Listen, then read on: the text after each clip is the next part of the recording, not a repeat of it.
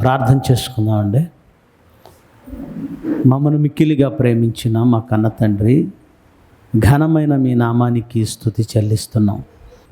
ఉన్నతమైన మీ జ్ఞానమును, లేఖనములను పరిశోధనాత్మకంగా తెలుసుకొని మా బ్రతుకులను సరిచేసుకొని ఆ మహాలోకాన్ని స్వతంత్రించుకోవాలన్న ఆశతో మీ పిల్లలంతా ఈ సమావేశానికి, ఆరాధనకు చేరి వచ్చారు. ప్రతి హృదయమును వెలిగించండి, వాక్యమందు స్థిరపరచండి.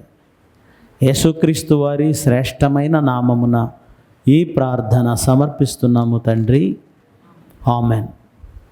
క్రీస్తునందు ప్రియమైన దేవుని వర్లారా, తిరిగి మరలా మనమంతా వాక్యం చెంతకు రావడం, దేవుని సన్నిధిలో దేవుని వాక్యమును పరిశోధనాత్మకంగా తెలుసుకోవడం దేవుడు మనకిచ్చిన గొప్ప భాగ్యంగా మనమంతా కూడా భావించాలి. ఒక మనిషి జీవితంలో ఒక సంవత్సరం ఇవ్వబడింది అంటే ఎందుకు ఇవ్వబడిందని మీరు అనుకుంటున్నారో తెలియదు, లోకానికి అసలు తెలియదు. ఏదో సాధించినట్లుగా ఒక ఆవిడ వాళ్ళ ఆయనకి ఫోన్ చేసి చాలా సీరియస్గా మాట్లాడుతుంది. ఆయనకు అర్థం కాలేదు, రొసరొసలు ఆడుతుంది. ఆఫీస్లో ఉన్నాడు, ఎందుకు ఇలా మాట్లాడుతుంది, కాస్త కోప్పడుతున్నాడు. ఇంటికి వచ్చాడు, గిన్నెలు చెంబులు మామూలుగా ఉండట్లేదు, తపా బాతుంది. అన్నీ కింద పడను, ఎప్పుడు పడవు, కానీ ఎందుకో పెళ్ళని కింద పడుతున్నాయి. ఎంతకేం జరిగిందంటే ఆవిడ బర్త్డే విషెస్ చేయడం మర్చిపోయాడు. ఆమెకు బర్త్డే విషెస్ చెప్పడం మర్చిపోయాడు. అది విషయం. అందులో ఈ బర్త్డే విషెస్లు, పెళ్లి విషెస్లు అసలు ఏం సాధించారు? బర్త్డే చేసుకోవడం అంటే పండుగగా ఎవడో నేర్పేశాడు మనకి, అది మనం అలా ఫాలో అవుతున్నాం. ఒక సంవత్సరం మన జీవితంలోకి వచ్చింది అంటే ఎందుకు వచ్చిందో లూకా సువార్త 13వ అధ్యాయము 6వ వచనం నుంచి నేనే చదువుతాను, చూడండి. మరియు ఆయన వారితో ఈ ఉపమానం చెప్పెను. ఒక మనుష్యుని ద్రాక్ష తోటలో అంజూరపు చెట్టు ఒకటి నాటబడి ఉండెను. ఇది మీరు చాలాసార్లు విన్న ఉపమానం కావచ్చు, కానీ ఒకసారి వింటే సరిపోతుంది అనుకునే చాలామంది అమాయకులు ఉంటారు. దేవుని జ్ఞానం చాలా విస్తృతమైనది. గత పాఠంలో చెప్పాను, మళ్ళీ చెప్తాను. కొన్ని పబ్లిక్ మీటింగ్స్లో చెప్పాను, మీలో విన్నారో లేదో నాకు తెలియదు, అయినా మళ్ళీ చెప్తాను. ఒక మనిషి ఒక్క డిఎన్ఏ మన కంటికి కనిపించినంత ఉంటుంది. ఆ డిఎన్ఏలో దేవుడు నిక్షిప్తపరచిన సమాచారాన్ని రాశాడట. డిఎన్ఏలో దేవుడు రాసిన దాన్ని బట్టే నువ్వు ఏ రంగు రావాలి, ఎంత ఎత్తు రావాలి, సన్నగా ఉండాలా, పొట్టిగా ఉండాలా, పొడవుగా ఉండాలా, ఎంతకాలం ఉండాలి, ఎలా ఉండాలి, ఇవన్నీ కూడా అందులోనే ఉంటాయి మన గురించి. దేవుడు డిఎన్ఏలో రాసిన సమాచారాన్ని తీసి పుస్తకాలుగా రాయటం మొదలు పెడితే భూమి మీద నుంచి చంద్రుడి వరకు పేర్చొచ్చట. ఏంటి, మనలో ఉన్న డిఎన్ఏని తీసి అందులో ఉన్న సమాచారం రాయడం మొదలు పెడితే ఆ పుస్తకాలు పేరిస్తే భూమి మీద నుంచి చంద్రుడి వరకు వెళతాయట. యేసుక్రీస్తు గురించి ఏం రాయబడిందో తెలుసా? ఆయన చేసిన వాటిని గురించి రాయటం మొదలు పెడితే అట్లు వ్రాయబడిన గ్రంథాలకు భూలోకమైనను సరిపోదని నాకు తోచుతున్నది. యోహాను సువార్త 20వ అధ్యాయంలో ఉన్న మాట అది. అది అతిశయోక్త, లేదంటే గొప్పగా ఉండడానికి అలా రాశాడా అని అనుకున్నాం, కానీ కాదు. మనలో ఉన్న డిఎన్ఏ గురించిన సమాచారమే భూమి నుంచి చంద్రుడి వరకు పేర్చుకుంటూ వెళితే పుస్తకాలు, మరి ఆయన గురించి రాయటం మొదలు పెడితే ఎందుకు ఇది మీకు చెప్పాను అంటే, ఈ భూమి మీద దేవుడిచ్చిన జన్మ గురించి అంత గొప్ప జ్ఞానం దేవుడు చెబితే పరలోకం గురించి ఎంత గొప్ప జ్ఞానం చెప్పాడు. ఎంత నేర్చుకోవాలి మనం, ఎంత నేర్చుకోవాలి, ఏం చెయ్యాలి, మన జీవితాన్ని ఎంత భద్రంగా కాపాడుకోవాలి. పరలోకం వెళ్ళాలనే తపన మిగతా క్రైస్తవుల్లో లేదండి. మరి మీలో ఉందా? ఉంటే ఎలా ఉండాలి? అందుకే ఏదో అందరిలాగా ఏదో ఒక ప్రసంగం చేయటం, ఏదో ఒక భక్తుడి గురించి చెప్పడం, ఏ భక్తుడి గురించి అయినా చెప్పండి, చర్చిల్లో లాస్ట్ ఎండింగ్కి వచ్చేటువంటి ప్రసంగం కంక్లూజన్ ఏంటి చెప్పండి అంటే ముగింపు. దశంభాగాలు కానుకలు. లాస్ట్కి వచ్చేటువంటి కంక్లూషన్ ముగింపు ఎలా ఉంటుందంటే దశమ భాగాలు. దేవుడు మిమ్మల్ని ఆశీర్వదిస్తాడు, మీరు మమ్మల్ని ఆశీర్వదించండి, ఇంతే. కానీ మన దగ్గర ప్రసంగాలు మీరు లోకం నుంచి దూరం అవ్వాలి. దూరం అవ్వాలంటే దేవుని వాక్యమే దూరం చేస్తుంది, ఇంకేది దూరం చేయదు. దీనికంటే ఈ లోకం కంటే, లోకంలో ఉన్న వాటికంటే బైబిల్ గొప్పది అని అర్థమైన వాడు మాత్రమే లోకాన్ని విడిచిపెట్టగలరు. మిగిలిన వాళ్ళు ఎవరు విడిచిపెట్టలేరు. ఆదివారపు ఆరాధనకు వచ్చి వెళ్ళిపోయేవాళ్ళు చాలామంది ఉన్నారు, కోట్ల మంది ఉన్నారు. కానీ ఆరాధనకు వచ్చి వెళ్ళిపోయి ప్రతివాడు పరలోకం అయితే వెళ్ళడు. ఎందుకంటే యేసుక్రీస్తు అన్నమాట, ప్రభువా ప్రభువా అని నన్ను పిలుచు ప్రతివాడు పరలోక రాజ్యములో ప్రవేశించడు. పిలిచే ప్రతివాడు ప్రవేశించడు. ఈ లోకాన్ని అసహించుకొని ఇట్టి లోకము మాకు యోగ్యమైనది కాదు అనిపించుకొని నీతిమంతులై బ్రతికిన వారికి. అందుకే బైబిల్ బాగా అర్థం కావాలని మీకోసం కష్టపడి మరి ప్రతి గ్రంథాన్ని కూడా వివరంగా చెప్పాలని నేను ఆశపడుతూ మీకోసం పాఠాలు సిద్ధపరుస్తూ వస్తున్నాను. అందులో మత్తయి సువార్త కంప్లీట్ అయిపోయింది, మార్కు సువార్త కంప్లీట్ అయిపోయింది. మరి ఇవన్నీ చూస్తున్నప్పుడు ఎవరైనా సరే ఇన్స్పిరేషన్ పొందుతారు. ప్రపంచానికి అసలైన ఇన్స్పిరేషన్ ఎవరు? యేసుక్రీస్తు, తర్వాత అపోస్తలులు. సరే, ప్రస్తుత కాలంలో మనం యేసుక్రీస్తు నేరుగా చూడలేదు కనుక జైశైల్ గారు ఒక ఇన్స్పిరేషన్. అలాగే ఏమండి, దేవుని కోసం బ్రతుకుతూ మంచి మంచి పాఠాలు చెప్తున్న బోధకులు ఇన్స్పిరేషన్. ఆఫ్టర్ ఆల్ స్కూల్లో పాఠాలు చెప్పే టీచర్లే ఇన్స్పిరేషన్ అవుతారు మనకు కొన్ని విషయాల్లో. అలాంటప్పుడు ఇన్ని పాఠాలు చెబుతున్నప్పుడు మీకు ఎప్పుడైనా మేము కూడా ఇలాగే బోధకులం అవ్వాలి, ఇలాగే మేము కూడా వాక్యం చెప్పాలి, మేము అనేక మందిని దేవుని వైపు మళ్ళించాలి అనే ఇన్స్పిరేషన్ అనేది మీలో ఎందుకు రావటం లేదు? ఎందుకు రాకూడదు? ఎందుకు ఆలోచించకూడదు? ఈరోజు లోకాసు వార్తలోని ముఖ్య ఘట్టాలు. లోకాసు వార్త 13 చదువుతూ మనం అక్కడ ఆగాం. ఏమన్నాడో చదువుతారు ఒకసారి. ఆయన వారితో ఈ ఉపమానం చెప్పెను, ఒక మనుష్యుని ద్రాక్ష తోటలో అంజూరపు చెట్టు ఒకటి నాటబడి ఉండెను. అతడు దాని పండ్లు వెదక వచ్చినప్పుడు ఏమీ దొరకలేదు. గనుక అతడు, ఇదిగో 3 ఏండ్ల నుండి నేను ఈ అంజూరపు చెట్టున పండు వెదక వచ్చుచున్నాను కానీ, ఏం వెతుకుతున్నాడట? అంజూరపు చెట్టున పండ్లు వెదక వచ్చుచున్నాడు. ఇది మనకు చెప్పటంలో ముఖ్య ఉద్దేశం ఏంటి? ఒక వ్యవసాయకుడు చెట్లు వేస్తాడు, మొక్కలు వేస్తాడు, పంట వేస్తాడు. ఖచ్చితంగా పంట కాలాన పంట కోసం చూస్తాడు. ఈ ప్రకాశం జిల్లా ప్రాంతాలకు వెళ్ళిపోతే అన్నీ బత్తాయి తోటలు ఎక్కువగా ఉంటాయి. ఆ బత్తాయి తోటలు ఉన్నప్పుడు ఆ కాలం వచ్చినప్పుడు వాళ్ళు కాయలు పండేయాలి చూసుకుంటారు. ఈ నూజివీడి ప్రాంతాలకు వెళ్ళిపోతే మామిడి తోటలు ఉంటాయి. మామిడి పూత పడినప్పుడు పంట వచ్చినప్పుడు పంట ఉందా లేదో చూసుకుంటారు. అలాగే అంజూరపు చెట్టు, మీకు అంజూరపు చెట్టు తెలియకపోతే మన దగ్గరే ఉంది. నా కారు షెడ్ పక్కన అంజూరపు మొక్క ఉంది, కావాలంటే చూడండి వెళ్ళి. కాయలు కూడా ఉన్నాయి, కొయ్యకండి, అవి ఇంకా పండలేదు. అంజూరపు చెట్టు నాటిన తర్వాతట, నాటిన ఆయన దాని పండ్ల కాలం వచ్చేసరికి ఏం చేస్తున్నాడట? దాని పండ్లు వెదక వచ్చుచున్నాడట. కానీ పండ్ల కాలమున పండ్లేమీ దొరకలేదు. గనుక అతడు ఏం ఆలోచించాడంటే, ఇదిగో 3 ఏండ్ల నుండి నేను అంజూరపు చెట్టున పండ్లు వెదక వచ్చుచున్నాను కానీ ఏమీ దొరకలేదు. దీనిని నరికివేయుము, దీని వలన ఈ భూమి ఎలా వ్యర్థమైపోవాలని ద్రాక్ష తోటమాలితో చెప్పాను. దీనివలన ఈ భూమి వ్యర్థమైపోతుంది, 3 ఏళ్ళు అవకాశం ఇచ్చాను, ఇంకొద్దు దీన్ని నరికివేసేయి అన్నాడట. అయితే వాడు తోటమాలి, అయ్యా నేను దాని చుట్టూ త్రవ్వి ఎరువు వేయి మట్టుకు ఈ సంవత్సరం కూడా ఉండనిమ్ము, ఈ సంవత్సరం కూడా ఉండని, మా మాట నోట్ చేసుకోండి, ఈ సంవత్సరం కూడా ఉండని, అది ఫలించిన సరే, లేని ఎడల నరికివేయమని అతనితో చెప్పాను. అది ఫలించిన సరే, లేని ఎడల నరికేయి. టైం ఎంతకాలం అడిగాడు? 1 సంవత్సరం ఉండని.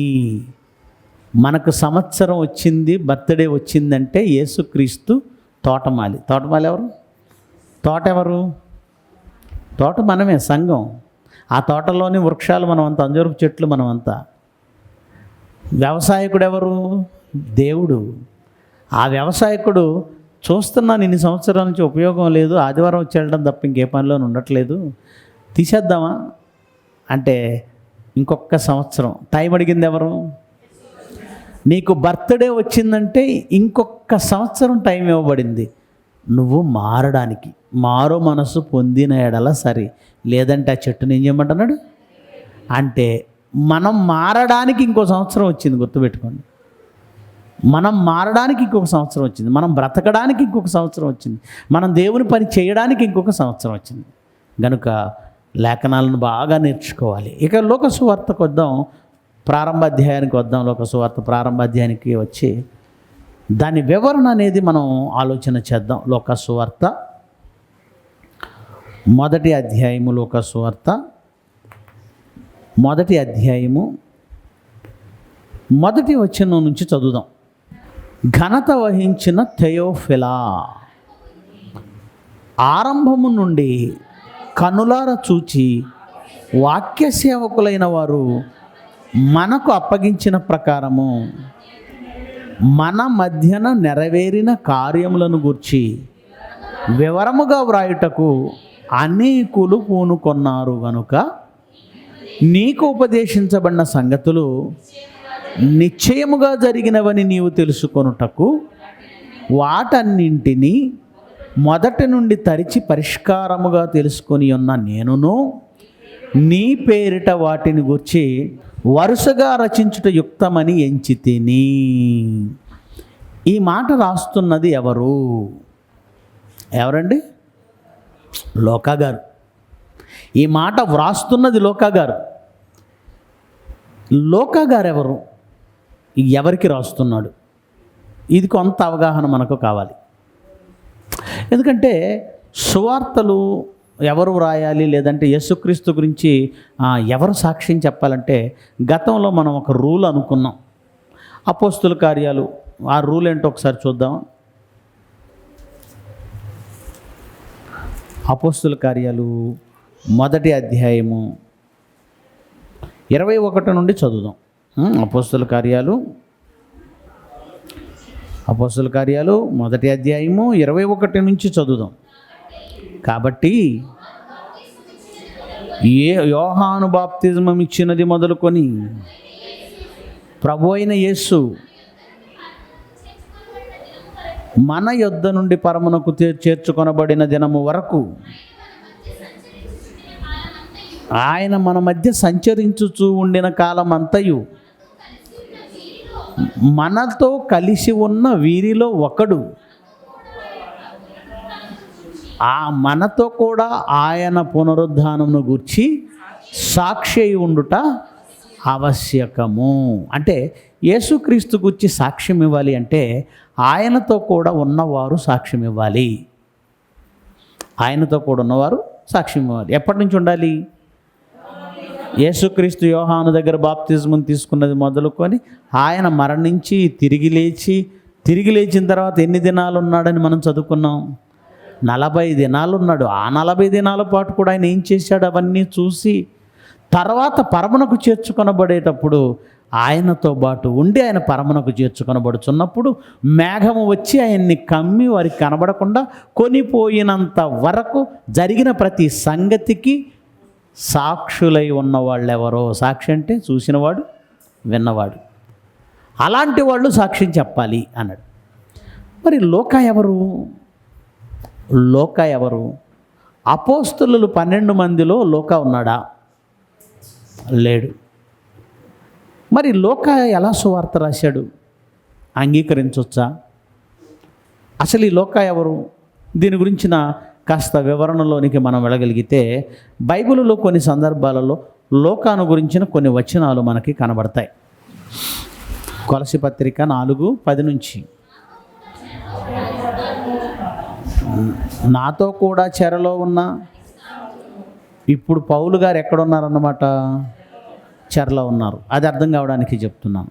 నాతో కూడా చెరలో ఉన్న అరిస్తార్కును, బర్నబాకును సమీప జ్ఞాతి అయిన మార్కును మీకు వందనాలు చెప్పుచున్నారు. ఈ మార్కును గురించి మీరు ఆజ్ఞలు పొంది ఇతడు మీ వద్దకు వచ్చినట్లు అతన్ని చేర్చుకొనుడి. ఎందుకంటే మార్కు ఒకప్పుడు వీళ్ళని విడిచిపెట్టి వెళ్ళిపోయాడు, మీ అందరికీ తెలుసు. అందుకని మరలా వచ్చాడు. మరలా వచ్చిన ఆయన్ని చేర్చుకోమని పౌలు సంఘానికి ఏం చేస్తున్నాడు? సిఫారసు చేస్తున్నాడు, రికమెండ్ చేస్తున్నాడు. మరియు యూస్తు అను యేసు కూడా మీకు వందనములు చెప్పుచున్నాడు. వీరు సున్నతి పొందిన వారిలో చేరిన వారు, వీరు మాత్రమే దేవుని రాజ్యము నిమిత్తము నా జతపని వారై ఉన్నారు. వీరి వలన నాకు ఆదరణ కలిగెను. ఇక్కడ ఏమంటున్నాడు చూడండి, మీలో ఒకడును క్రీస్తు యేసు దాసుడైన ఎపఫ్రా మీకు వందనాలు చెప్పుచున్నాడు. మీరు సంపూర్ణులు, ప్రతి విషయంలో దేవుని చిత్తం గురించి సంపూర్ణాత్మని చేత కలిగిన వారిని నిలకడగా ఉండవాలని ఎల్లప్పుడూ మీ కొరకు తన ప్రార్థనలో ఆయన పోరాడుచున్నాడు. ఇతడు మీ కొరకు, లవదకే వారి కొరకు, హేరాపొలి వారి కొరకు బహు ప్రయాసపడుతున్నాడని ఇతని గురించి సాక్ష్యం ఇచ్చుతున్నాను. లోక అనుప్రియుడైన వైద్యుడును దేమాయు మీకు వందనాలు చెప్పుచున్నారు. ఎవరు కనపడ్డారు ఇక్కడ వీళ్ళతో పాటు? చెరసాలలో ఉన్న పౌలు గారితో పాటు ఎవరున్నారు అంటే ఎవరున్నారు? లోక కూడా ఉన్నాడు. ఎవరని రాయబడింది లోక గురించి? ఈయన వైద్యుడు అని వ్రాయబడింది. ఇంతకీ ఎవరై ఉంటారు అనే తన గురించి కాస్త పరిశోధనలోనికి ముందుకు వెళ్ళగలిగితే, మరి ఇతను ఒక చరిత్రకారుడుగా మనకు కనబడుతుంది. ఎలా చెప్పగలం? మొదటి వచనాన్ని ఒకసారి క్లియర్ చేసుకుందాం. లోక సువార్త 1వ అధ్యాయం 1వ వచనానికి వద్దాం. ఘనత వహించిన థెయోఫిలా. ఫస్ట్ మనం అర్థం చేసుకోవాల్సింది, ఈ థెయోఫిలా ఎవరు? థెయోఫిలా అనేది ఒక పేరండి. థెయోఫిలస్ అనేది ఒక పేరు. ఇది గ్రీకు పేరు. థియోఫిలస్ అనేది ఒక గ్రీకు పేరు.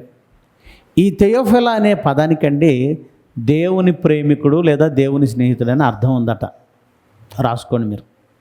థెయోఫిలస్ అనే పదానికి దేవుని ప్రేమికుడు లేదా దేవుని స్నేహితుడు అనే అర్థం.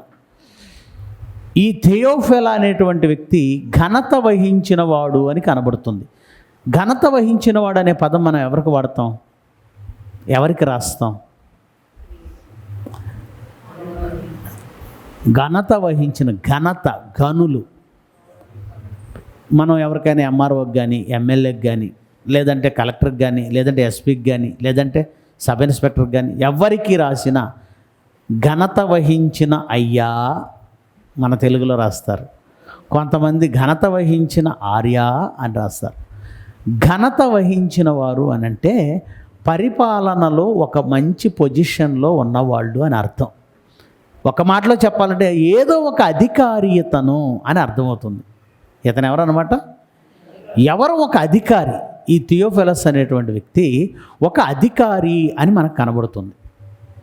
పోతే ఈ లోక అనేటువంటి వ్యక్తి కూడా సిరియా ప్రాంతంలో పుట్టినవాడిగా చరిత్రకారులు చెప్తున్నారు. పర్వాలేదు, రాసుకోవచ్చు మనం. ఎందుకంటే కొన్ని విషయాలు మనం చరిత్రకారుల విషయాలు తీసుకోవచ్చు, కొన్ని తీసుకోవచ్చు. బైబిల్కి వ్యతిరేకంగా లేనివి మనం స్వీకరించవచ్చు. ఇతను ఎక్కడివాడు అని అంటే సిరియాలోని హెలెనిస్టిక్ నగరమైన యాంటియోక్లో నివసించిన వ్యక్తిగా చరిత్రకారులు భావిస్తున్నారు.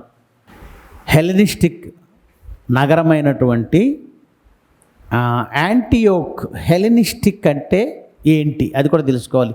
ఊరికే హెలెనిస్టిక్ అంటే ఏంటండి? హెలినిజం అంటే అర్థం ఏంటంటే గ్రీకు సంస్కృతితో నిండిన పట్టణం అని అర్థం అండి. హెలినిజం అంటే గ్రీకు సంస్కృతి.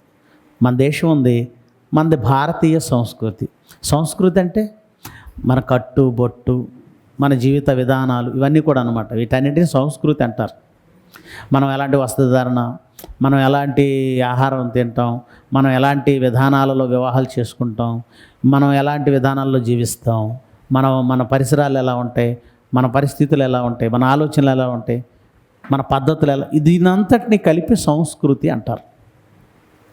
అయితే ఈ లోక అనేటువంటి వ్యక్తి హెలినిజము కలిగిన వ్యక్తిగా, హెలినిజము కలిగినటువంటి పట్టణంలో పెరిగిన వ్యక్తిగా, ఆ పట్టణం పేరు యాంటియోక్, సిరియా ప్రాంతంలో ఉన్న యాంటియోక్. యాంటియోకులో ఇతను కూడా యూదుడే అనే ఒక వాదన అయితే ఉంది. ఇతను కూడా ఎవరట? యూదుడు. హెలినిజము కలిగిన లేదా హెలినిస్టిక్ యూదుడు అనొచ్చు. అంటే అర్థం ఏంటంటే గ్రీకు సంస్కృతి కలిగిన యూదుడు. బైబిలులో గ్రీకు భాష మాట్లాడే వాళ్ళు ఉన్నారు క్రొత్త నిబంధనలో సంఘంలో అని మనం చదువుకున్నాం. ఎక్కడ చదువుకున్నాం? అపోస్తుల కార్యాలు 6వ అధ్యాయము 1వ వచనం. ఆ దినములలో శిష్యుల సంఖ్య విస్తరించుతున్నప్పుడు అనుదిన పరిచర్యలో తమలోని విధవరాండ్రను చిన్న చూపు చూచిరని హెబ్రీయుల మీద గ్రీకు భాష మాట్లాడు యూదులు. అది నోట్ చేసుకోండి. యూదులట ఏ భాష మాట్లాడుతున్నారట? గ్రీకు భాష మాట్లాడుతున్నారు. యూదులు ఏ భాష మాట్లాడాలి? యాక్చువల్గా హెబ్రీ భాష మాట్లాడాలి. కానీ వీళ్ళు ఏ భాష మాట్లాడుతున్నారు? గ్రీకు భాష. ఎందుకు మాట్లాడుతున్నారు అంటే ఒకనాడు చరిత్రలో ఈ యూదులు అనేక ప్రాంతాలకు చెరలోనికి కొనిపోబడ్డారు. ఒక అషూరు రాజు వచ్చాడు, అషూరు చెరలోనికి కొనిపోబడ్డాడు. బబులోను చక్రవర్తి వచ్చాడు, బబులోను చెరలోనికి కొనిపోయాడు. తర్వాత ఎవరు వచ్చారు? మాదీయ పారసీకులు వచ్చారు, వాళ్ళు చెరలోకి తీసుకెళ్ళిపోయారు. ఆ తర్వాత ఎవరు వచ్చారు? గ్రీకులు వచ్చారు, వాళ్ళు చెరలోకి తీసుకుపోయారు. ఇలా అనేక ప్రాంతాలకు యూదులు చెదరగొట్టబడ్డ సంగతి చరిత్రలో మీ అందరికీ తెలుసు. అలా చెదరగొట్టబడినప్పుడు కొందరు ఆ ప్రాంతాల్లో ఉన్నటువంటి భాషను మాట్లాడేస్తున్నారు. ఏమండి, మరి గుంటూరు ఆ ప్రాంతాల్లో కూడా యూదులు ఉన్నారు అని ఈ మధ్యకాలంలో చెబుతున్నారు. మనకు దగ్గరలోనే చేబ్రోలు దగ్గర యూదులు ఉన్నారట. కానీ వాళ్ళు ఇప్పుడు ఏ భాష మాట్లాడతారు? తెలుగు మాట్లాడతారు.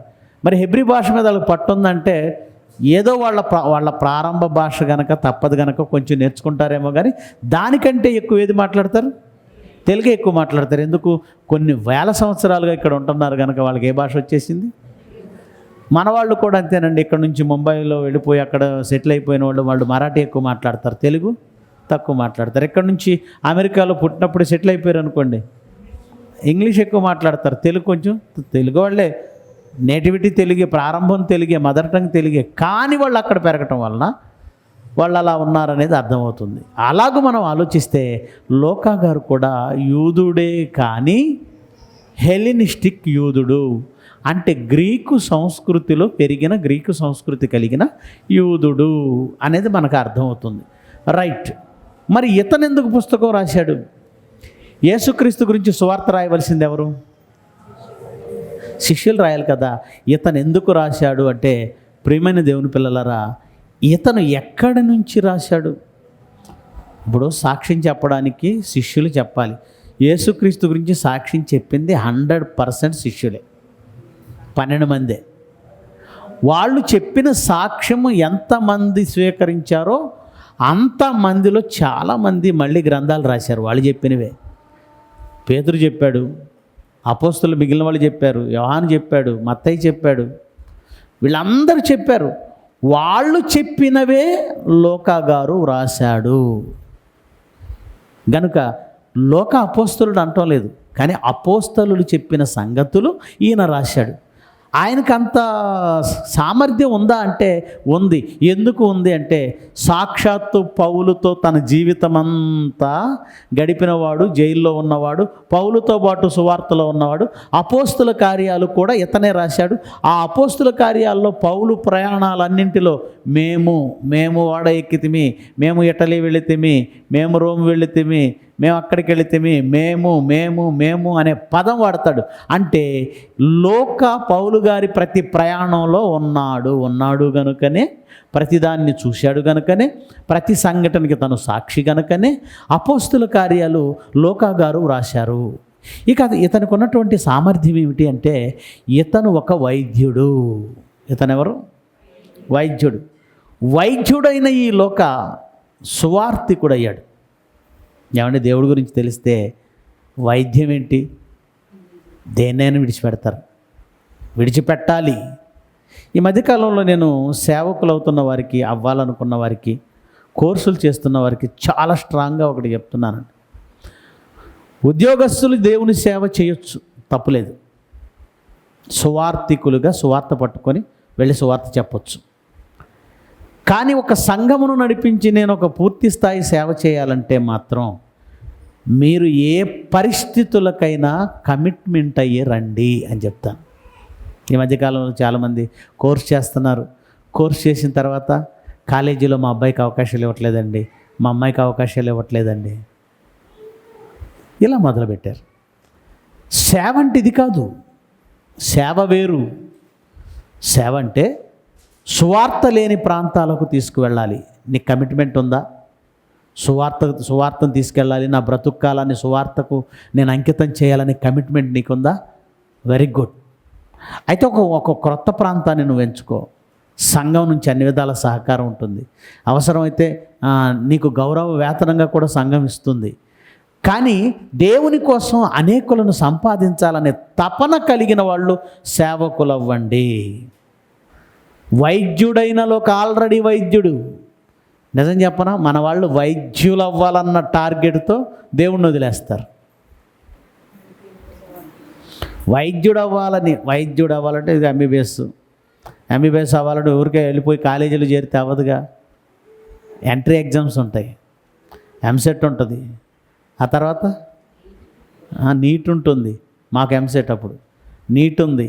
ఆ తర్వాత ఎన్నో టెస్టులు ఉంటాయి, ఇవన్నీ ఉంటాయి. ఊరికే రాదు. కోర్సులు long term coaching, short term కోచింగ్లు అవ్వట్లేదు, లాంగ్ టర్మ్ కోచింగ్. ఎందుకు మీ అబ్బాయి కనపడడం లేదని అడిగాను అనుకోండి, పొరపాటున కళ్ళు పెద్దవి చేసి నీట్ కోచింగ్కి వెళ్తున్నారు బ్రదర్, ఈ టైంలో రమ్మంటారా? ఎక్కడికి? చర్చికి ఈ టైంలో పంపమంటారా? ఆల్రెడీ అక్కడ వైద్యుడైనడు అది వదిలేసి తిరుగుతున్నాడు. సేవ అంటే దేవుని పని అంటే జీవితం ఇది కాదని అర్థమైన వాడండి. జీవితం ఇది కాదు అని అర్థమైన వాడు. అందుకే తన జీవితాన్ని దేనికి అంకితం చేసిన తాను ఒక గౌరవప్రదమైన స్థానంలో ఉన్నాడు. మంచి సంపాదన. ఏమండి, వైద్యుడు అంటే సంపాదన చిన్నది కాదు కదండి. ఈ భూమి మీద ఎప్పటికీ ఆదాయం తగ్గని వృత్తి ఏదైనా ఉందంటే డాక్టర్. హోటల్లో డాక్టర్. ఇక్కడ తినండి రోగాలు తెచ్చుకోండి, అక్కడికి వెళ్ళి రోగాలు తగ్గించుకోండి, మళ్ళీ వెళ్ళి ఇక్కడ తినండి, ఇక్కడ తింటారు రోగం తెచ్చుకుంటారు, అక్కడికి వెళ్తారు. ఈ రెండు వ్యాపారాలు తగ్గవండి. హోటల్ తగ్గదు, హాస్పిటల్ తగ్గదు. బహుశా ఇంగ్లీష్లో స్పెల్లింగ్స్ కూడా దాదాపు దగ్గర ఉంటుంది. హోటల్, హాస్పిటల్ దగ్గరగా ఉంటాయి కొంచెం పదాలు. స్పెల్లింగ్ 1, 2, 3 ఒక 3 అక్షరాలే ఉంటాయి అనుకుంటా. కనుక వైద్యుడిగా ఉన్నాడు అంటే ఇతను చిన్నవాడు కాదు, ఇతను ఒక చరిత్రకారుడు. పైగా అతను చెప్పిన మాటలు చదివితే లూకా సువార్త ఒకసారి మళ్ళీ చదువుదాం. ప్రారంభ అధ్యాయం ప్రారంభ వచనం. ఘనత వహించిన ఓ థెయోఫిలా అంటే ఒక అధికారి జరిగిన సంగతులను గురించి విన్నవాడుగా ఈ థెయోఫిలా అనేటువంటి వ్యక్తి ఒక ఘనత వహించిన అధికారిని. అప్పుడు మరి సెన్సేషన్ కదండి, మొదటి శతాబ్దంలో రోమా గవర్నమెంట్ కాలంలో క్రైస్తవులది ఒక విప్లవం చిన్న విషయం కాదండి. ఇప్పుడు ఎలాగైతే ఒకనాడు తెలంగాణ ఉద్యమం రగిలిందో ఎప్పుడు చూసిన వాళ్ళు రోడ్ల మీద ఉంటారు. మొన్నటి వరకు అమరావతి రైతులు రోడ్ల మీద ఉన్నారు. అట్లా మొదటి శతాబ్దంలో మొత్తం ప్రపంచం అంతా రగిలిన విప్లవం లాంటిది ఏదో తెలుసా? క్రైస్తవ విప్లవం. క్రీస్తు గురించి ఒక నీరో చక్రవర్తి రోమ్ నగరాన్ని తగలబెట్టి క్రైస్తవులు తగలబెట్టారని క్రైస్తవుల మీద నింద వేసేసాడు. వాళ్ళని ఒక విప్లవకారులుగా చిత్రీకరించాడు. మనలాగా ఏదో గుడిలో కూర్చొని ఆదివారం మాట్లాడుకొని వెళ్ళిపోయాని కాదు అవి. పెద్ద పెద్ద విప్లవాలు జరిగాయి యేసుక్రీస్తు గురించి. అదొక భారీ విప్లవం అది. అలాంటప్పుడు ఏ అధికారికైనా అసలు ఎవరు జరిగింది ఎంతవరకు నిజం, నాకు దాని గురించిన వివరణ కావాలి అని చరిత్రకారుడుగా ఉన్న ఈ లోకాన్ని కోరాడు అనేది మనకు అర్థమవుతుంది. జరిగిన వాటన్నిటి గురించి నాకు వివరం కావాలన్నప్పుడు పరిశోధన చేసి జరిగిన వాటన్నింటినీ చాలా రీసెర్చ్ చేసి రాసిన వాడే లూకా గారు. ఎవరిని అడిగి ఉంటాడు? ఎవరు అపోస్తల్లో, ఎవరు సాక్షులో వాళ్ళ దగ్గరికి వెళ్ళి ఆ సమాచారం అంతా సేకరించి వ్రాశాడు. గనుక లూకా సువార్తను కూడా ఒక సువార్తగా బైబిల్లో పండితులు పొందుపరిచారు. దేవుడు అవకాశం ఇచ్చాడు. మత్తయ్య శిష్యుడు, యోహాను శిష్యుడు, మార్కు డైరెక్ట్గా శిష్యుడు కాదు, కానీ మరలా ఎవరికి శిష్యుడు? పౌలు గారికి శిష్యుడు. అంటే ఇద్దరు సాక్షులు చాలు కదండి చెప్పాలంటే. సాక్ష్యం ఎంతమంది అయితే సరిపోతుంది? ఇద్దరిది, ఇద్దరు లేక ముగ్గురు, ఒక్కడికంటే ఎక్కువ మంది, ఇద్దరు. కనుక మత్తయి గారు యోహాను గారు నేరుగా శిష్యులైతే వారి యొద్ద ఉండి వారితో సేవలో కొనసాగి వారితో జీవితాలు పంచుకున్న వాళ్ళే ఈ మార్కు కానీ ఈ లోకా కానీ. అందులో ఈ లోకా ఒక చరిత్రకారుడు అని మనకు అర్థమైపోతుంది, ఒక వైద్యుడు అని మనకు అర్థమవుతుంది. ఇంకా ఇతను గురించినటువంటి సందర్భాలు ఎక్కడ ఉన్నాయంటే ఫిలోమోను పత్రిక 1వ అధ్యాయము 24వ వచనం. ఫిలోమోను పత్రిక 1వ అధ్యాయము 24వ వచనం. క్రీస్తు యేసునందు నా తోటి ఖైదీ అయిన ఎపఫ్రా, నా జతపనివాడైన మార్కు, అరిస్తార్కు, దేమా, లోకా. ఎవరున్నారు? లోకా దేమా కూడా ఉన్నాడు. అప్పుడు కొలసీ పత్రికలో రాస్తున్నప్పుడు కూడా దేమా ఉన్నాడు. ఆ తర్వాత దేమా లోకాన్ని స్నేహించి వెళ్ళిపోయాడని చెప్తాడు తిమోతికి రాస్తూ. లోకాతో పాటు అరిస్తార్కు ఉన్నాడు, ఎపఫ్రా ఉన్నాడు, మార్కు ఉన్నాడు, దేమా ఉన్నాడు. వాళ్ళతో పాటు పౌలుతో తిరిగిన వాడిగా ఎవరు కనపడుతున్నారు? లోకా. ఫిలోమోను పత్రికలో 24వ వచనంలో మనం చదువుకున్నాం. అలాగే 2వ తిమోతి 4వ అధ్యాయం 11వ వచనం చూడండి. 2వ తిమోతి 4వ అధ్యాయము 11వ వచనం. లోకా మాత్రమే నా యొద్ద ఉన్నాడు, మార్కును వెంట పెట్టుకొని రమ్ము. లోకా నాతో ఉన్నాడు. ఎక్కడున్నాడు? పౌలు చివరి కాలం అది. పౌలు చివరి కాలంలో ఎక్కడ గడిపాడు చెప్పండి? పౌలు చివరి కాలంలో ఎక్కడ గడిపాడు? రోమ్లో గడిపాడు. అది కూడా ఒక గృహబందీగా ఉన్నాడు. ఇంట్లోనే ఉన్నాడు కానీ గృహబందీగా ఉన్నాడు. గృహబందీ అంటే ఆ ఊరు విడిచిపెట్టి వెళ్ళకూడదు, అక్కడ ఆ ప్రాంతాన్ని విడిచిపెట్టి వెళ్ళకూడదు, ఇలాంటి బందీగా ఉన్నాడు. ఆయనతో పాటు ఉన్నవాడిగా ఎవరు కనబడుతున్నారు ఇక్కడ మనకి? లోకా కనబడుతున్నాడు. అంటే చివరి వరకు లోకా పౌలును విడిచిపెట్టలేదు. దేమా లాంటి వాళ్ళు, లోకాతో పాటు ఉన్న వాళ్ళు వెళ్ళిపోయినా కానీ ఎవరు వెళ్ళిపోలేదన్నమాట? లోకా. మనం ఉంటామండి. మన పను లోకాకి వైద్యుడు కదండి, ఎంత సర్కిల్ ఉంటుంది, ఎంతమంది ఫ్రెండ్స్ ఉంటారు, ఎన్ని కేసులు ఉంటాయి, అంతే కదండి. ఒక వైద్యుడికి ఎన్ని కేసులు ఉంటాయి, ఎంత ఆదాయం ఉంటుంది. నిజంగా ఒక లోకాలాగా దేవుని కోసం విడిచిపెట్టి వదులుకొని రాగలమండి? అసలు ఆ సామర్థ్యం ఉందా అండి? కానీ మరి ఒకప్పుడు అపోస్తలులు కూడా కారణాలు చెప్తే ఈరోజు ఈ సత్యం మనకు వచ్చేదా? వాళ్ళ జీవితాలు త్యాగాలు చేసేసారే. వాళ్ళేం జీవితాలు త్యాగాలు చేయాలి, మనమేమో ఈ జీవితకాలం కోసం కష్టపడుతూ 60 ఏళ్ళు 70 ఏళ్ళు బాగుండాలని తిరుగుతాం. ఆలోచించండి ఒకసారి. కనుక లోకా ఎలాంటి వాడు అనంటే వైద్యుడైన, గౌరవప్రదమైన స్థానంలో ఉన్న, ఒక మంచి పొజిషన్లో ఉన్న, ఆస్తి కలిగిన వాడిగా ఉన్న, ఒక సేవకుడితో కష్టాలలో ఉండడానికి, చెరసాలలో ఉండడానికి, సువార్త చేయడానికి తన జీవితాన్ని అంకితం చేసినవాడు.